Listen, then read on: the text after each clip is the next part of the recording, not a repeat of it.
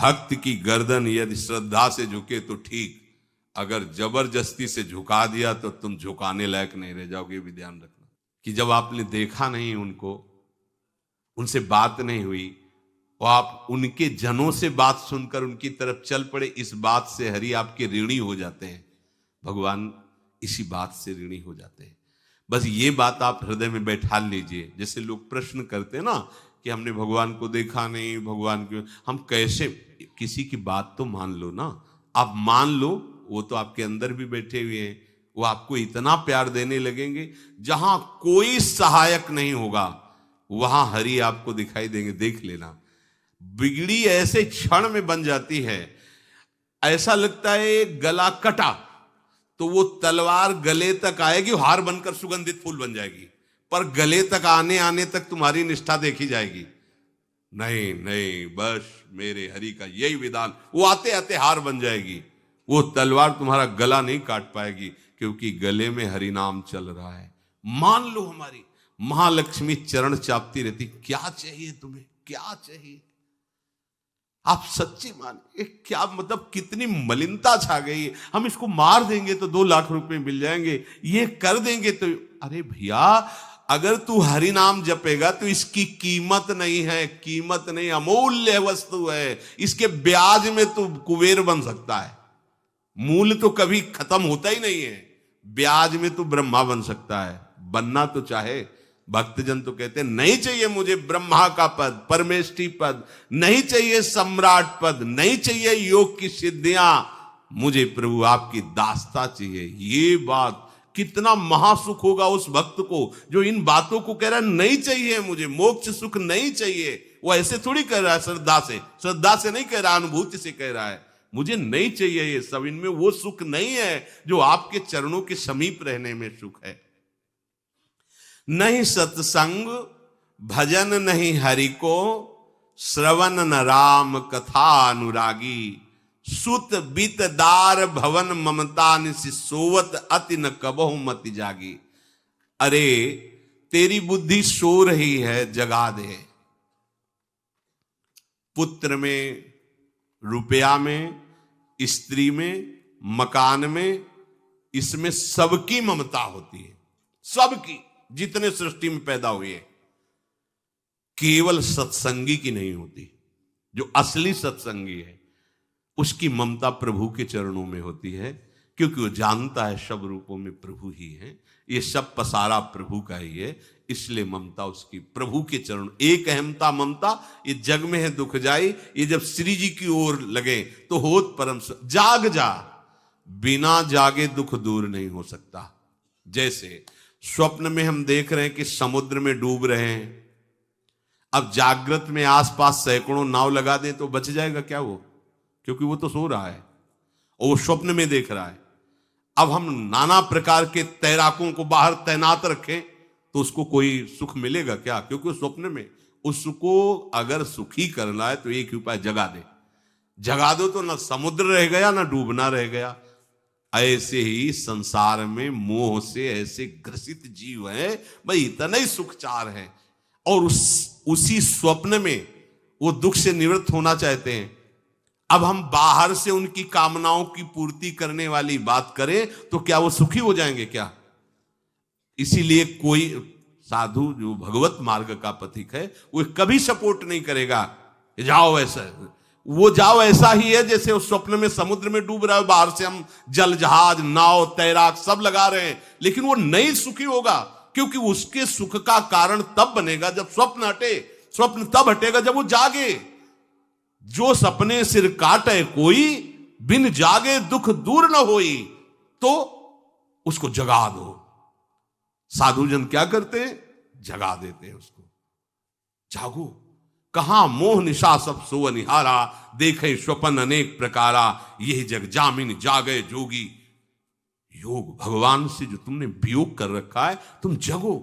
जेव ही जगोगे तो जे ही जाने जग जाए हेराई, जागे जथा स्वपन भ्रम जाई।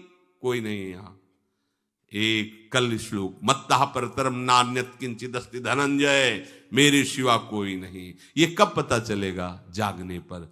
तो हमें ये बहुत कुछ दिखाई दे रहा है, स्वप्न है। उमा कहूं मैं अनुभव अपना, सत हरि भजन जगत सब सपना। तो बोले तुलसीदास हरि नाम सुधा तजी, सठ हठ पियत विषय विष मांगी। अगर कहीं संतों के पास भी गए तो क्या मांग रहे हैं? हठ करके विषय विष मांग रहे हैं। वो आत्मदेव नाम के एक ब्राह्मण थे, सब कुछ समृद्धि थी, संतान थी नहीं, बड़े दुखी गृहस्थी में। हमारा कुल चलाने वाला होना चाहिए, बड़ा भ्रम बैठा हुआ है। हमारा कुल चलाने वाला नहीं तो सब बेकार, जीवन ही बेकार हो गया। बिना गुरु के यदि शास्त्र पढ़ोगे ना तो भ्रमित हो जाओगे। स्पष्ट लिखा, पुत नाम के नरक की उसको प्राप्ति होती जिसके संतान नहीं होती। अब तो गृहस्थ में बेचारा पड़े परेशान। उन्होंने सोचा इससे अच्छा है आत्महत्या कर लें। बहुत संतों के पास जाकर के यज्ञ करके सब अपनी कामनाओं की पूर्ति चाहते, दान पुण्य दे करके। उसने भी जितना उपाय हुआ किया, नहीं हुई संतान। मरने के लिए वो जंगल में, उधर से एक सन्यासी जी आ रहे थे। देखा साधु तो ब्राह्मण तो थे, उठे प्रणाम किया। देखा उनको उदास क्यों हो? उनका महाराज उदास ही नहीं, मैं तो आत्महत्या करने आया हूं यहां जंगल में। अरे ये तो महापाप है, आत्महत्या तो बड़ी दुर्गति का कारण है। बोले महाराज अगर आप बचाना चाहते हो तो आप कृपा करो। क्या क्या चाहते हो? बोले हमारे पास सब कुछ है, बेटा नहीं दोगे तो हमारा जीवन बेकार। तो उन्होंने अंतर्दृष्टि से देखा और कहा 7 जन्म तक तेरे पुत्र नहीं भाग्य में तेरे लिखा है। तो उसने कहा फिर तो अभी मरते हैं, आत्महत्या करते, हम 7 जन्म की बात, हम 7 दिन नहीं जिएंगे, हमें पुत्र चाहिए। संत का दयालु। देखो जिनके पास तपस्या और भजन का धन होता है, जब भगवान अधीन है तो कुछ भी कर सकते हो, कुछ भी कर सकते हैं। प्रारब्ध मिटाना कोई बड़ी बात नहीं। प्रारब्ध जानते, कोई देवता थोड़ी है, तुम्हारा पीछे का किया हुआ कर्म है। और इधर जोर का भजन है, भजन के प्रभाव से कर्म को नष्ट करने में देर थोड़ी लगती है। ये तो अच्छे शुभ कर्म करो तो तुम्हारा प्रारब्ध बदल जाएगा। भजन का प्रयोग प्रारब्ध बदलने के लिए थोड़ी है। पर वो ऐसा हट किए तो उनका देखो, हट करने से लाभ नहीं मिलता है। उनका हमें उपदेश नहीं, हमें पुत्र चाहिए। अगर आप भगवत प्रेरित होकर यहां आए हो तो आप हमें। तो उन्होंने तपस्या के बल से फल की रचना की और कहा जाओ अपनी पत्नी को ये फल पवा दो और इससे निश्चित पुत्र होगा। बहुत प्रसन्न, अब कामना पूर्ण थी। तो देख लो प्रभाव, देखो कामना का। प्रसन्न हुए आए। धुंधुली नाम था उनकी पत्नी, नाम भी बहुत बढ़िया था, धुंधुली। वो कहा कि देखो ये फल खा लो, तुम्हारी संतान हो जाएगी। बहुत मीठी बात बोलती थी, मृदुभाषी, कपट हृदय। अलग अलग क्षेत्र होता है, हृदय कपट और मुख में मीठी बात। बहुत संभल के व्यवहार करना चाहिए ऐसे लोगों से। मधुरिया बानी, मीठी, क्या मृदुभाषा। नहीं प्रीतम, आप चिंता मत करो, फल ऐसे थोड़ी खाया जाता है, नहा धो के पवित्र होके फिर। हाँ उनका ये बात, तो आप अपने काम में लगो, हम पा लेंगे ऐसा। अब आपको विश्वास है ना? बोले विश्वास तो है, इसमें क्या विश्वास, आप भी तो चाहती ना पुत्र हो। बोले हाँ। वो जो ही गए सो अपनी बहन को बुलाया और कहा सुनो, अभी तो हम 4-5 रोटी कढ़ी चावल सब पा लेते हैं, पूड़ी खीर पुआ। गर्भ रहेगा तो पेट तो उसी से भरा रहेगा, तो हमारा भोजन रुक जाएगा। बोले हाँ ये तो बात है। जब पेट बढ़ेगा, अगर घर में आग लग गई तो फिर हम भाग नहीं पाएंगे, तो हम जल जाएंगे। ये निगेटिव सोच वाले लेते। और पंडित जी तो इसी बात में लगे हैं कि गर्भ रह जाए तो क्या करें, तुम्हारा हम खाएंगे तो है नहीं पक्की बात, पर करें तो क्या करें। पंडित जी को कैसे समझो? उनका देखो एक बात है, हमारे गर्भ है, हमारे कई लड़के हो चुके हो, गरीबी है ही है हमारे यहाँ। तुम कुछ पैसा दे देना और ये नाटक करना कि मैं गर्भवती हूं, बच्चा समय होने पर हम पहुंचा देंगे, हम घोषित कर देंगे हमारा बच्चा मर गया। तो पंडित जी को तुम नाटक में बताते रहना कि गर्भ है, बच्चा हो जाए। पंडित जी कह देना बच्चा हो गया है। तो बोले दूध पिलाने की समस्या आएगी। तो बोले ये तुम कह देना कि पहला पहला बच्चा है, हमारे वक्षा स्थल में दूध नहीं, हमारी बहन का था तो मर गया बच्चा, तो उनको बुला लेती तो बात बन जाएगी, बढ़िया बात हो गई। परीक्षा के लिए फल गाय को खवा दो। गाय को खवाया, ठीक समय पर गोकर्ण जी प्रकट हुए, दिव्य तेजोमय बालक, कान केवल वो गाय के, बड़े ही विद्वान और भगवत भक्त संत के द्वारा। कहा था 7 जन्म तुम्हारे भाग्य में, बच्चा नहीं तो नहीं है, देखा गाय के हो गोकर्ण जी प्रकट हुए। उधर उनके जो बच्चा पैदा हुआ वैसे ही नाटक के द्वारा पहुंचा दिया गया, वैसे ही पूरा जैसा पहले पक्का हुआ। अब उसने कहा कि हमारे तो स्तनों में दूध नहीं, हम अपनी बहन को बुला लें, उनका बच्चा मर गया। हाँ हाँ, हमारा बच्चा स्वस्थ होना, आप बुला लो, उसको हम धन भी देंगे, वो हमारे बच्चे की सेवा कर। अपने नाम से जोड़ करके उसका नाम रखा धुंधकारी, धुंधुली और धुंधकारी, अज्ञान का साक्षात स्वरूप। और जैसे ही वो अवस्था बढ़ती गई तो उसके पापाचरण बढ़ना शुरू हुए। बच्चों के साथ खेलता, खेलते हुए बच्चों को उठा लेता और कुएं में डाल देता, मतलब घोर अत्याचार।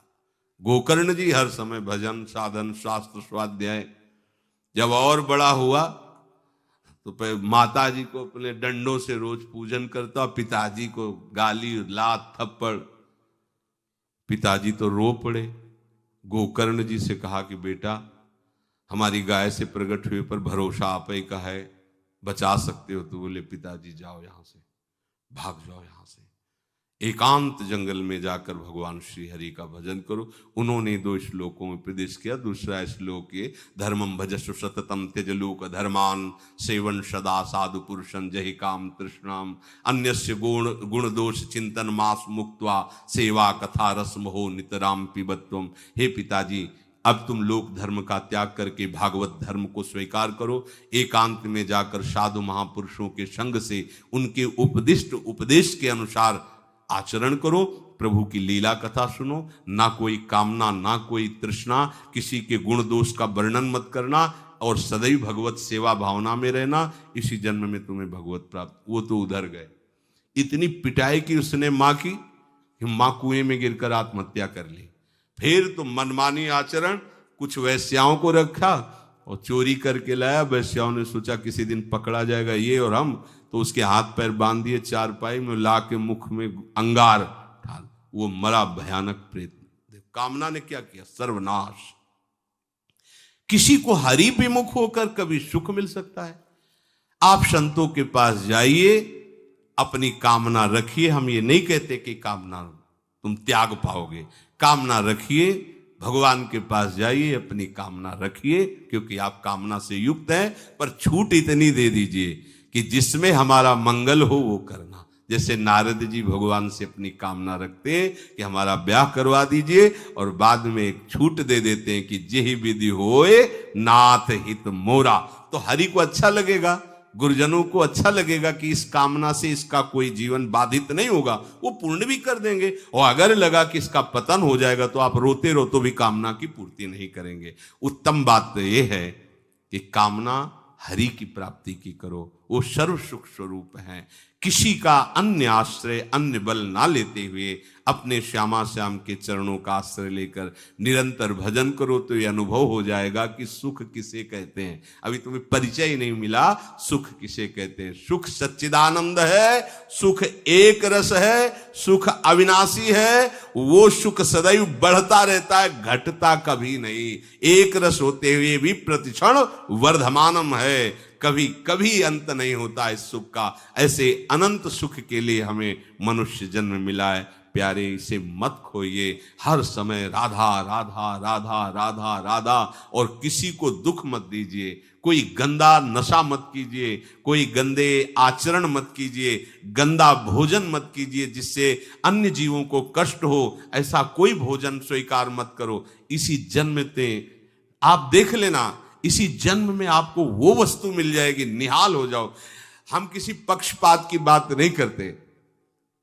अगर इस छाती को बचपन से अभी तक ऐसा, तो हम कह देते कि भाई आगे कुछ भी हो, कोई भी हमारी गलती हो, हम ये मान सकते हैं, पर हमें ये पता चला कि बचपन से आज तक जलता ही रहा, कभी शांति नहीं मिली, भागता ही रहा पर कभी विश्राम नहीं मिला। पर हम ये आपको कह रहे हैं कि जैसा प्यार प्रभु वैसा अन्यत्र कहीं कभी कहीं नहीं मिला। और प्रभु के प्यार का मूर्तिमान स्वरूप हमारी प्यारी जू निहाल कर दिया प्रभु ने। प्यारी जू के चरणों का आश्रय और उनका परिचय देकर पूछो बस, यहां वाणी मौन हो जाती है। प्यारी जू तो प्यारी जू, और हम ही नहीं, आप सब महाभाग्यशाली है। वृंदावन आए, राधा किशोरी जू के घर में आए और उनकी चर्चा सुन रहे, उनके सिद्धांत सुन रहे। कहीं ना कहीं आपके अंदर उनकी तरफ बढ़ने की इच्छा भी है, ये बहुत बड़ी बात है। बस इस इच्छा को, इस आशा को इतना बढ़ा लो कि कोई इच्छा न रह जाए, कोई आशा न रह जाए। हर समय निरंतर नाम जप करते रहो। तुलसीदास हरिनाम सुधा तज, भगवान नाम तज कर विष मांगते हो।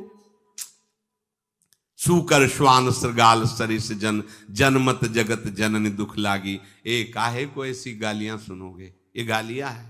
ये सुअर कुत्ता की तरह जीवन व्यतीत करते हो। धिक्कार तुम्हारी मां को जो तुम्हारे जैसा पुत्र जन्मा। अपनी इंद्री की पुष्टता के लिए दूसरों को मार देते हो, चाहे रसेंद्री चाहे जनेंद्री। इंद्रियों की पुष्टता के लिए जानवर जैसा बर्ताव करते हो। कैसा तुम्हारा जीवन है। केवल एक क्षण के सुख के लिए दूसरे को जला दिया, काट दिया, मार दिया। चाहे रसेंद्री का सुख चाहे जनेंद्री का सुख, एक क्षण के सुख के लिए उसका गला काट दिया, उसको रांध के खा रहे हो, उसके साथ भोग किया, उसको काट के फेंक रहे हो, उसको जला रहे हो। क्या तुमसे तो अच्छा सुअर कुत्ता है कि वो अपनी योनि के अनुसार बर्ताव कर रहा है। तुम मनुष्य योनि होकर ऐसे गंदे काम करते हो। सुधर जाओ। कैसी मलिनता छा गई है, कैसी मलिनता। अगर उनको शब्दों से बोलें तो बहुत बुरा लगेगा। इस शरीर में क्या है।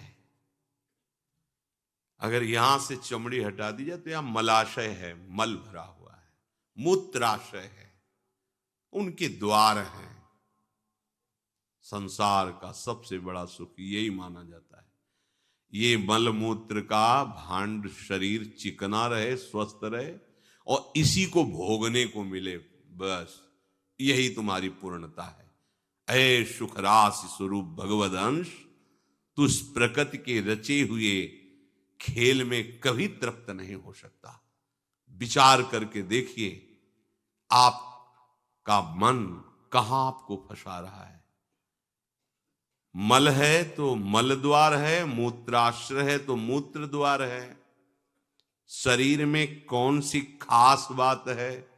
पूरा जीवन इस शरीर का केवल नाना प्रकार से भोग करना। रसेंद्री अपनी तरफ, घ्राणेंद्री, नेत्रेंद्री परेशान है। इसमें खास बात कौन सी है जिसमें तुम्हें तृप्ति लग रही है। कौन सी खास बात।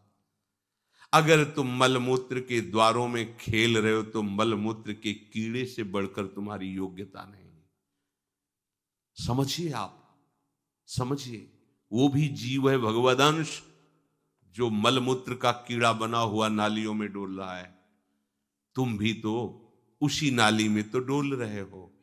यदि भगवदंश होकर भगवान नाम जप नहीं कर रहे हो, अपने स्वरूप को नहीं समझ रहे हो, चिदानंद सुख की तरफ आकर्षित नहीं हो रहे हो, तो गोस्वामी जी कह रहे वे अभागी हैं। हम लोग अपने को बड़ा भाग्यवान कब मानते हैं। जब विषय भोगों की बाहुल्यता हो जाए। देखो कैसी बुद्धि भ्रमित हो गई है। अभाग्य को हम भाग्य मान रहे हैं। बड़ा आश्चर्य होता है। कैसा आश्चर्य। अगर उनको बोलना अच्छा नहीं लगता, पर यह है कि समझ जाओ तो भाई समझ जाओ। जिन अंगों को छूने के बाद कई बार पवित्र करने के लिए रज आदि लगा करके, उन्हीं अंगों पे तो आसक्ति है तुम्हारी। उन्हीं अंगों को तो तुम सर्वस्व सुख समुद्र मान रहे हो। क्या है। बहुत बार जन्मे हो, मरे हो, भोगे हो प्यारे, ये एक बार प्यार कर लो हमारे प्रभु से, एक बार कर लो। ये भ्रम बिना भगवद आश्रय के भव भय भंजन पद विमुख अभागी।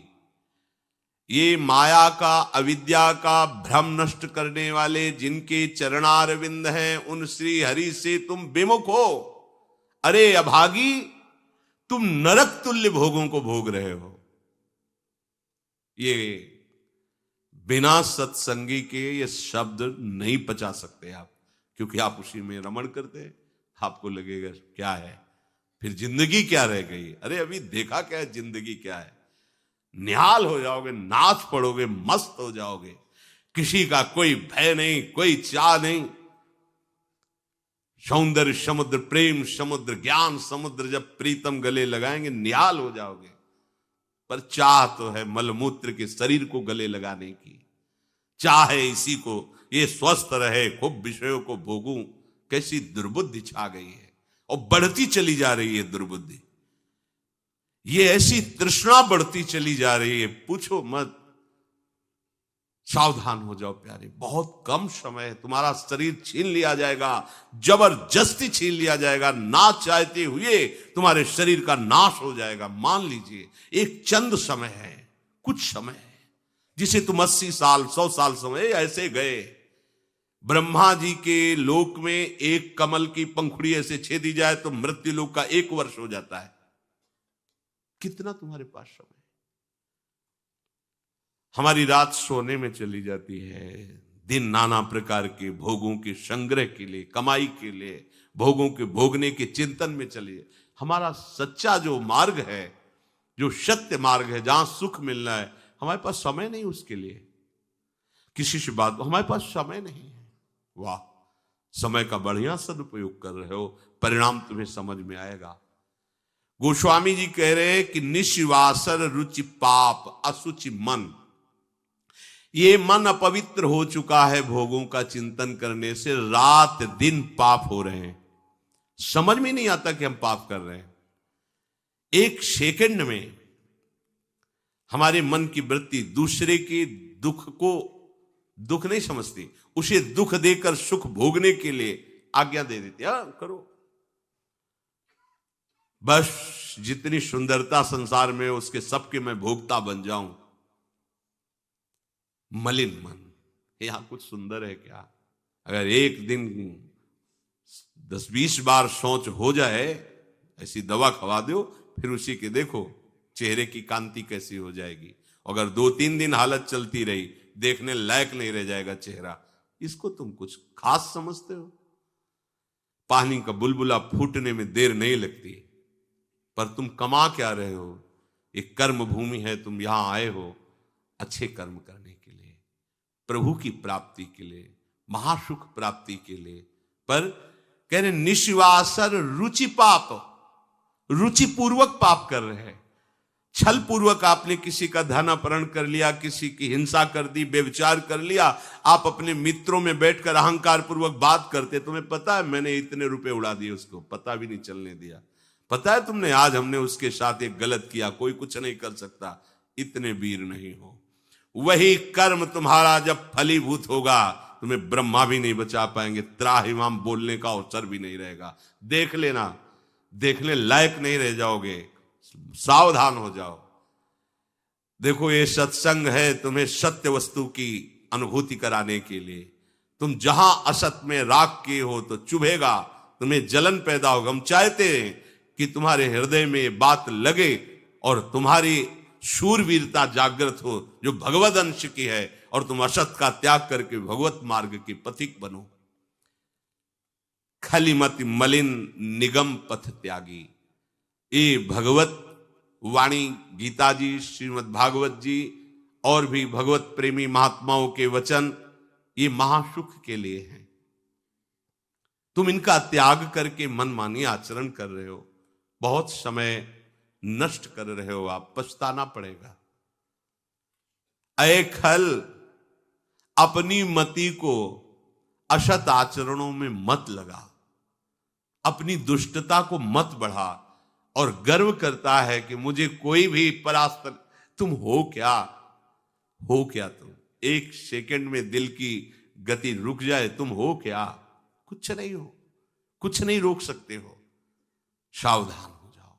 राधा राधा राधा, सावधान होकर चलोगे, महासुख स्वरूप तुम हो, तुम्हें किसी और सुख की जरूरत नहीं है। हमारी दुर्दशा ऐसी क्यों है? नहीं सत्संग, सत्संग केवल भगवत प्राप्ति के लिए होता है। बड़े भाग पाई सत्संगा, विनय प्रयास होए भो भंगा, ये मनोरंजन नहीं है। इसीलिए सत्संग मिलना दुर्लभ होता है। अगर भगवद वार्ता किसी को प्रसन्न करने के लिए, उनके मन को घसीट करके अपनी वासनाओं की पूर्ति के लिए किया जाता, उसे सत्संग नहीं कहते। हम ऐसा बोले कि सामने वाला प्रभावित हो और अपनी जेब से पैसा निकाल के हमारे पास रख के हमारे ऊपर श्रद्धा करे, हमारा प्रणाम करे, हमारी यश कीर्ति हो, यह सत्संग नहीं है।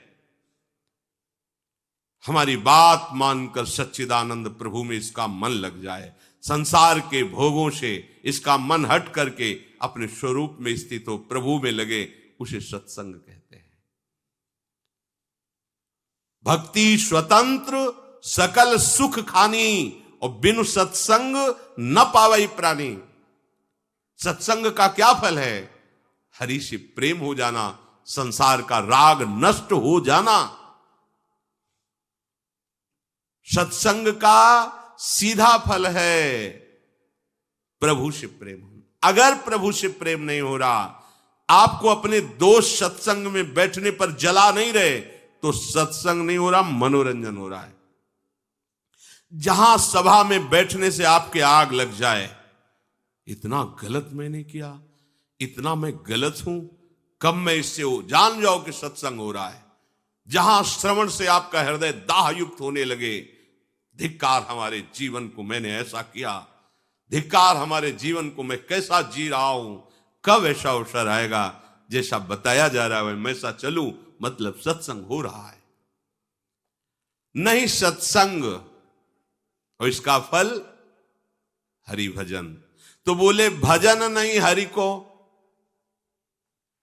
आप इतना दान करें, आपको इतने गुना मिलेगा, आप ऐसा करें ऐसा हो जाएगा, 100 में 10 रुपए दान करें, 90 आपके पवित्र हो जाए। सत्संग नहीं, ये सत्संग नहीं। 100 में 90 अपने मानिए और 10 हमें दे दीजिए, इसे सत्संग नहीं कहते। 100 के 100 का अभिमान त्याग कर प्रभु के चरणों, वो 100 है, 100 को स्वीकार मत करो तो जीवित रहोगे, 100 को स्वीकार कर लिया तो 100 हो जाओगे। 100 का मतलब समझते हो? जिन हरि भगत हृदय नहीं आनी, जीवित सब समान ते प्राणी। जीवित सब जिंदा मुर्दे के समान, ते नर नरक रूप जीवत जग। किसी भी वस्तु का अहम और ममत्व न रह जाए, और प्रभु में, यह सत्संग का स्वरूप। सत्संग का स्वरूप तुम्हारे मन को खुशी नहीं, तुम्हारे मन को मार देगा। सत्संग का स्वरूप तुम्हारे मन को मार करके सच्चिदानंद प्रभु में लगा देगा। महाभागवतों के वचन, भगवान की वाणी तुम्हें भगवत स्वरूप में स्थित करेगी, प्रपंच का बढ़ावा नहीं। इससे प्रपंच का बढ़ावा होता है। गंदी नाली से हाथ धोगे तो तुम्हारे हाथ पवित्र हो जाएंगे, ये गंदी नाली। अधर्म का आचरण करके तुम सोचो उसमें दान कर दें, कभी पवित्र नहीं होने वाले। भ्रम मत करना, दान शब्द वहां लगता है जो धर्म पूर्वक कमाया हुआ है। 4 रोटी कमाई, 1 रोटी किसी भूखों को दे दो, ये मंगल होगा। पापाचरण करके, हिंसा करके, व्यभिचार करके, छल कपट करके कमाओ और उसके बाद सोचो दान लगेगा ही नहीं। और जो स्वीकार करता है, धर्म का सहायक होता है, वो दोनों को दंड मिलेगा, दोनों को दंड मिलेगा। बहुत सावधान। सत्संग हमारे नाना प्रकार की वासनाओं का नाश करता है, वासनाओं को बढ़ावा नहीं देता। आप ऐसा करो, गृहस्थ हो, दान धर्म से युक्त हो जाओ। हां, देखो ना, हरिपाल जी ने चोरी करके भगवान को रिझा लिया। बेमतलब का शब्द।